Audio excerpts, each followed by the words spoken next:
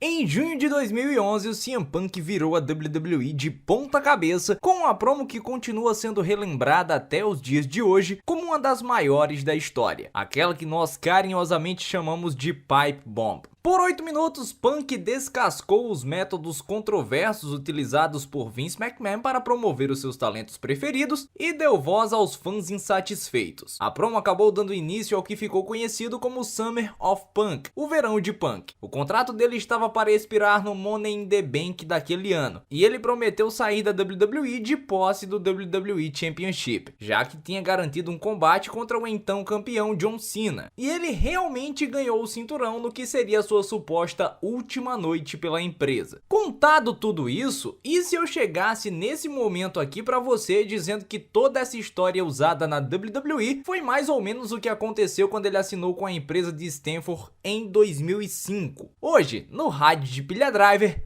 eu, Menino Tanaka, vou falar sobre o Summer of Punk original, uma das histórias mais celebradas dos tempos áureos da Ring of Honor.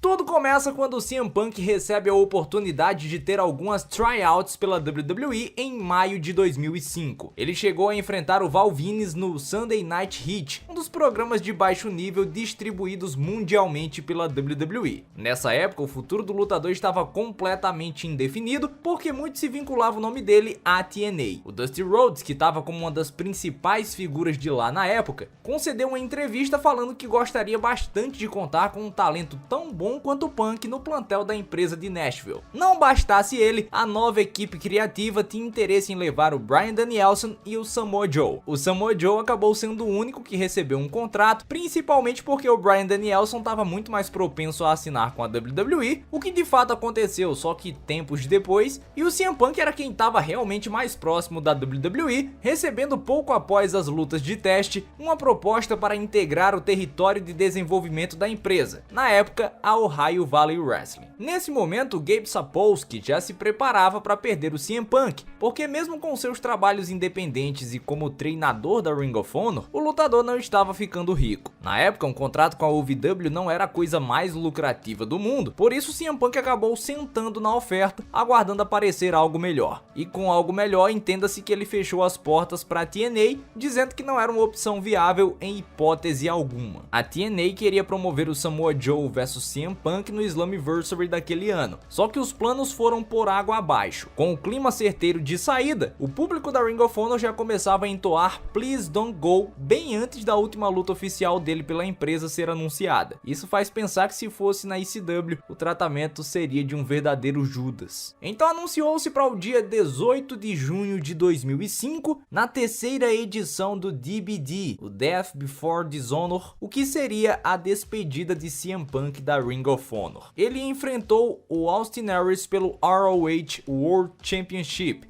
E bem, ele venceu. A ideia era pegar o que todo mundo sabia e virar em 180 graus. A lógica era que o CM Punk, de saída, perdesse o combate. Para quem não conhece, o Gabe Sapolsky foi o cara que tocava a Evolve até pouco tempo atrás e entregou tudo para a WWE. Ele é considerado um discípulo do Paul Heyman e se inspirou em um angle da ECW ocorrido em agosto de 1999, quando todo mundo sabia que os Dudleys estavam de saída para a WWF e que o evento marcaria a última vez deles na empresa. Eles enfrentaram os campeões Spike Dudley e Balls Mahoney e chocaram a arena no Queens ao os derrotarem e se tornarem campeões. Isso acabou sendo somente uma transição, uma vez que o Raven retornou para o show como uma surpresa e se uniu ao arquirrival Tommy Dreamer para conquistarem o título no mesmo show. Então os fãs tiveram dois choques ao invés daquilo que eles estavam esperando. Os 650 fãs presentes no show da Ring of Honor acabaram ficando confusos e achando que a ida do CM Punk para a WWE era kayfabe, já que ele ganhou o cinturão. Mas na verdade o CM Punk já tinha assinado o contrato e estava muito feliz com isso. Ele assinou com a OVW num período técnico muito fraco do território de desenvolvimento. Além, é claro, de que talvez ele fosse um dos poucos que estariam ali que tivesse a habilidade com o microfone em mãos. O Punk e o Sapolsky trabalharam num cenário para não arruinar a atmosfera, já que ele estava prometido a ganhar o cinturão até o fim do ano. Então ele realmente ganhou num excelente combate após aplicar um Pepsi Plunge, e aí o Punk fez uma promo se comparando ao próprio Diabo e dizendo que ninguém nos bastidores poderia derrotá-lo, além de que o público era tolo em acreditar que ele gostava deles. Esse foi o heel turn do CM Punk, que entrou como face na rivalidade e inclusive foi apoiado no combate inteiro. Como ele comentou que era o próprio Diabo, o anjo caído Christopher Daniels retornou. Eles lutaram um pouco e o CM Punk fugiu do ringue, em tese fugindo sem perder o cinturão. O Gabe Sapolsky queria usar o máximo possível do CM Punk enquanto ainda podia, e assim o fez. Enquanto, é claro, ele colocava o Austin Aries no lugar dele como treinador da escola de wrestling da Ring of Honor. Em 8 de junho de 2005, no Sign of Dishonor, o CM Punk derrotou Jay Lethal para reter o cinturão. Com mechas roxas no cabelo e um novo estilo, o Punk apareceu dizendo que ainda não tinha assinado contrato com a WWE, só que iria fazer isso na frente de todo mundo. Então ele pegou o cinturão e assinou o contrato em cima dele. Esse sinal de desrespeito não foi tolerado e ele acabou sendo perseguido pelo James Gibson e pelo Christopher Daniels. O Daniels desafiou o Punk, só que ele recusou e desafiou Low Ki, Bryan Danielson e os Briscoes, somente para ninguém aparecer. Foi necessário que Mick Foley, sim, o próprio, aparecesse para ele fazer a coisa certa para os negócios. Foi aí que ele derrotou o Lethal e ao fim foi perseguido por Samoa Joe e James Gibson, fugindo novamente com o cinturão que todos queriam. Em 9 de junho de 2005, no Escape from New York, o Punk apareceu e disse que iria enfrentar o Roderick Strong numa non-title match. Ele estava no topo da arena, o Foley apareceu por trás dele e ameaçou jogá-lo lá de cima se ele não colocasse o título em jogo. O Punk fez isso e venceu numa luta com grande hit. Punk então anunciou que essa era a última luta dele e que ele estava de saída. James Gibson apareceu novamente e colocou o Punk para correr para o público, onde estava Samoa Joe. Quando ele tentou fugir, o Foley não deixou e o Punk acabou no ringue tomando um Tiger Driver do James Gibson. Foley então ordenou que na semana seguinte, em Woodbridge, o Punk defendesse o cinturão. No dia 16 de julho de 2005, no evento Fate of an Angel, o CM Punk derrotou James Gibson. O Angle estava perdendo força e o público, que já sabia que o CM Punk realmente iria para a WWE, estava esperando ansiosamente pelo momento em que isso acontecesse, enquanto cantavam coisas como Sunday Night Heat e OVW para ele. Após a luta, que foi excelente por sinal, o Christopher Daniels apareceu, nocauteou o CM Punk com o cinturão e foi embora com ele, dizendo que se o Punk quisesse ver o título novamente, teria que vir buscar com ele. No dia 23 de julho de 2005, no evento The Homecoming, Christopher Daniels e CM Punk empataram numa luta de 60 minutos na Filadélfia, diante de 550 fãs. A luta recebeu uma reação mista da galera, só que no geral todo mundo odiou o final e a duração. No evento inteiro, somente heels ganharam e ninguém ficou feliz. O Gabe Sapolsky queria trabalhar as controvérsias logo, porque na semana seguinte o Kenta Kobashi estaria com eles. Sim, para aquele combate que você bem conhece contra o Samoa Joe. O que o Gabe Sapolsky acabou percebendo é que a mudança do cinturão tinha que ter acontecido para o James Gibson, só que eles postergaram tanto que perderam o controle das coisas. O Punk, por sua vez, enquanto não começava na OVW, aparecia constantemente nas gravações do Velocity e do Sunday Night Heat, não necessariamente em lutas gravadas. O reinado do CM Punk teve um fim em 12 de agosto de 2005. No Redemption, quando James Gibson venceu uma 4-way match que também contava com o campeão CM Punk, Christopher Daniels e Samoa Joe, os personagens principais da rivalidade. A luta durou pouco mais de 50 minutos e a reação do público ao final foi de êxtase. O problema nessa história toda é que no meio do caminho do enredo, o James Gibson também assinou com a WWE. Então o cinturão saiu de um cara com um contrato expirando para outro cara com um contrato expirando, ainda que fossem duas histórias